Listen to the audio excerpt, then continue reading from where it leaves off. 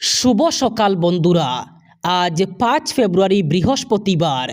আজকের সকালের বরাক তথা সমগ্র আসামের গুরুত্বপূর্ণ খবরগুলি হলো: চাকরির নামে এবার আর কোনো 1 টাকাও দিতে হবে না। আমি যে রাস্তা দেখিয়েছি সেই রাস্তায় 50 বছর অসম চলবে। কোনো ধরনের টাকা না দিয়ে দরিদ্র পরিবারের ছেলেমেয়েরা সরকারি চাকরি পাবে। দরিদ্র পরিবারদের জন্য মুখ্যমন্ত্রী হয়ে যে কাজ করেছি, এই প্রকল্পসমূহ আর কেউ বন্ধ করতে পারবে না, এমনই দাবি করেছেন রাজ্যের মুখ্যমন্ত্রী ডক্টর হিমন্ত বিশ্ব শর্মা। সেই সাথে তিনি মিয়া সম্পর্কে আবারও মন্তব্য করেন। তিনি বলেন, অসমে মিয়া থাকতে পারবে না, এমন পরিবেশ সৃষ্টি করতে হবে। মিয়াদের মাটি দেওয়া যাবে না, গাড়ি দেওয়া যাবে না, রিক্সা ঠেলা দেওয়া যাবে না।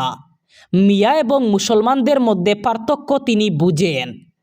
আবারও অবৈধ মিয়াদের বিরুদ্ধে কঠোর হয়েছেন রাজ্যের মুখ্যমন্ত্রী ডক্টর হিমন্ত বিশ্ব শর্মা। একই সাথে এবার অরুণোদয় প্রকল্প নিয়েও তিনি ঘোষণা করেন। শিবসাগরে আরও নতুন 2000 মহিলাকে অরুণোদয় প্রকল্পে অন্তর্ভুক্ত করা হবে। আরও 2000 মহিলাকে দেওয়া হবে অরুণোদয় প্রকল্পের সুবিধা।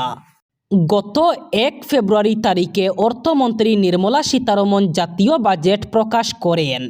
এবারের বাজেট থেকে কৃষকদের অনেক প্রত্যাশা ছিল। বিশেষ করে প্রধানমন্ত্রী কিষাণ সম্মান নিধি যোজনার সুবিধাভোগীরা আশা করেছিলেন যে 6000 টাকা থেকে 12000 টাকা বৃদ্ধি পাবে, তবে তা হয়নি।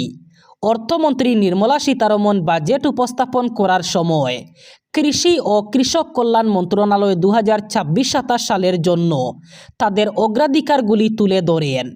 এই বছর প্রধানমন্ত্রী কিষাণ সম্মান নিধিতে 63,500 কোটি টাকার বাজেট বরাদ্দ করা হয়েছে। তবে এই প্রকল্পের বাজেট আগের বাজেটের মতোই রয়ে গেছে। এটি স্পষ্ট করে যে সরকার বর্তমানে প্রধানমন্ত্রী কিষাণ যোজনার পরিমাণ বাড়ানোর মেজাজে নেই। প্রধানমন্ত্রী কিষাণ সম্মান নিধি যোজনার 22তম কিস্তি কবে আসবে, কৃষকরা অধীর আগ্রহে এর অপেক্ষা করছেন। সূত্র বলছে, কৃষকরা খুব শীঘ্রই তাদের অর্থ পাবেন। দাবি করা হয়েছে যে প্রধানমন্ত্রী নরেন্দ্র মোদী চলতি মাস অর্থাৎ ফেব্রুয়ারির শেষ সপ্তাহে কৃষকদের ব্যাংক অ্যাকাউন্টে টাকা স্থানান্তর করতে পারেন। বিধানসভা নির্বাচনকে ঘিরে রাজ্যের রাজনৈতিক অঙ্গনে ইতিমধ্যেই জোরদার তৎপরতা শুরু হয়েছে। বিভিন্ন রাজনৈতিক দল প্রার্থী চূড়ান্তকরণ, সংগঠন মজবুত করা এবং জনসংযোগ বৃদ্ধির কাজে ব্যস্ত হয়ে পড়েছে।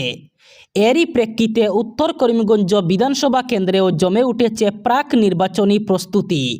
বিশেষত কংগ্রেসের একাধিক টিকিট প্রত্যাশী নিজেদের অবস্থান শক্ত করতে মাঠে নেমেছেন। উত্তর করিমগঞ্জ কেন্দ্রে কংগ্রেসের সম্ভাব্য প্রার্থী হিসাবে আবেদনপত্র জমা দিয়েছেন জাকারিয়া আহমদ পান্না, আহমদ সাহিল, রজত চক্রবর্তী, বিশ্বজিৎ ঘোষ, সুব্রত দেব, সন্দীপ নন্দী, অসিত নাগ এবং সমাজসেবী বাপন শুক্লবৈদ্য। জেলা কংগ্রেসের বিভিন্ন গুরুত্বপূর্ণ পদে দায়িত্ব থাকা নেতারা ইতিমধ্যেই প্রদেশ কংগ্রেস কমিটির কাছে নিজেদের প্রার্থিত্বের আবেদন জানিয়েছেন। ফলে প্রার্থী বাছাইকে কেন্দ্র করে দলীয় অন্দরে যেমন চর্চা চলছে, তেমনি রাজনৈতিক মহলেও শুরু হয়েছে জল্পনা। এই প্রেক্ষাপটে সমাজসেবী বাপন শুক্লবৈদ্যের নাম বিশেষভাবে আলোচনায় উঠে এসেছে। 24 ঘন্টার জন্য স্তব্ধ হয়ে পড়বে গোটা অসম। এবার 24 ঘন্টা অসম বন্ধের ডাক দিল মোটর শ্রমিক ইউনিয়ন। আগামী 12 ফেব্রুয়ারি অসমে 24 ঘন্টা চাকা বন্ধ ঘোষণা করা হয়েছে। 12 ফেব্রুয়ারিতে অসমে 24 ঘন্টা চাকা বন্ধের ঘোষণা। একদিনের জন্য স্তব্ধ হয়ে পড়বে অসমের যাতায়াত ব্যবস্থা। মোটর শ্রমিক সংগঠনসমূহের যৌথ মঞ্চের এই ঘোষণা। একইভাবে 12 ফেব্রুয়ারি সর্বভারতীয় ব্যাংক ধর্মঘট ঘোষণা করা হয়েছে। 10 ফেব্রুয়ারি থেকে রাজ্যে সম্পূর্ণরূপে নিষিদ্ধ হচ্ছে মাইক এবং লাউডস্পিকার। অসমে কঠোর প্রশাসন। 10 ফেব্রুয়ারি থেকে বন্ধ করে দেওয়া হবে লাউডস্পিকার। উচ্চ প্রাবল্যের স্পিকার মাইক্রোফোন ব্যবহারে নিষেধাজ্ঞা জারি করা হয়েছে। রাত 9টা থেকে সকাল 9টা পর্যন্ত লাউডস্পিকার ব্যবহারে নিষেধাজ্ঞা জারি করা হয়েছে। রাজ্যের প্রান্তে প্রান্তে জারি করা হয়েছে বিশেষ নির্দেশিকা। আগত এইচএস এবং এইচএসএলসি পরীক্ষার জন্য এই নির্দেশিকা জারি করা হয়েছে। অনুমতি না নিয়ে ব্যবহার করা যাবে না লাউডস্পিকার। রাতে এবং পরীক্ষা চলাকালীন সময়ে কার্যকর থাকবে এই নির্দেশনা। পরবর্তী নির্দেশ না দেওয়া পর্যন্ত অব্যাহত থাকবে এই নির্দেশ। বিধানসভা নির্বাচনের জন্য প্রদেশ কংগ্রেস অসমে প্রদেশ নির্বাচন কমিটি গঠন করেছে। প্রদেশ কংগ্রেস সভাপতি তথা সাংসদ গৌরব গগৈকে সভাপতি করে ৩৫ সদস্যের এই কমিটি গঠন করা হয়েছে। কংগ্রেস সাংসদ কেসি বেণুগোপালের স্বাক্ষরযুক্ত পত্রে উল্লেখ করা হয়েছে, অসম প্রদেশ কংগ্রেস কমিটির রাজ্যিক নির্বাচন কমিটিকে তাৎক্ষণিকভাবে কার্যকর করার প্রস্তাবে কংগ্রেস সভাপতি অনুমোদন দিয়েছেন। পত্র অনুযায়ী গৌরব গগৈকে সভাপতি করে গঠিত কমিটির অন্যান্য সদস্যরা হলেন দেবব্রত শইকিয়া, রকিবুল হুসেন, প্রদ্যুৎ বরদলৈ, ভূপেন কুমার বরা, রিপুন বরা, পবন সিং গাটোয়ার, ওয়াজিদ আলী চৌধুরী, রজলিনা তির্কি, জাকির হোসেন শিকদার, প্রদীপ সরকার, অরুণ দত্ত মজুমদার, প্রণতি ফুকন, রানী নরহ এবং আব্দুল খালেক। ৩০টি বুলডোজারের টানা ৪৮ ঘন্টা স্ট্রিং অপারেশনের পর দামচড়া এখন শুধু এক উচ্ছেদিত জনপদ। সংরক্ষিত বনাঞ্চলের ২৮০০ বিঘা জমি বেদখলকারীরা টানা ৬৫ বছর বুক করার পর দামচড়ায় নেমে এসেছে শ্মশানের নিস্তব্ধতা। ২ দিনের উচ্ছেদ অভিযানে মুছে গেছে দামচড়া গ্রামের চিত্র। এখন আর রাস্তার দুই পাশে নেই সারি সারি সুপারি বাগান সহ বিভিন্ন ফসলাদির গাছপালা। ধ্বংসস্তূপের মাঝে পড়ে শীতকালীন সবজিগুলি আর মাথা তুলে দাঁড়াতে পারছে না, জ্বলছে না বিদ্যুতের আলো। চারিদিকে শুধু অন্ধকার আর অন্ধকার। ছড়িয়ে ছিটিয়ে রয়েছে উপড়ে ফেলা অসংখ্য গাছপালা সহ ভূপতিত গড়গুলি। সব মিলিয়ে দামচড়া রিজার্ভ ফরেস্ট জনশূন্য হয়ে নীরবে নিঃশ্বাস নিতে শুরু করেছে। সব মিলিয়ে হাইলাকান্দি জেলার মানচিত্র থেকে মুছে গেল দামচড়ার নাম। এসআইআর মামলায় সুপ্রিম কোর্টে বড় জয় মমতা বন্দ্যোপাধ্যায়ের।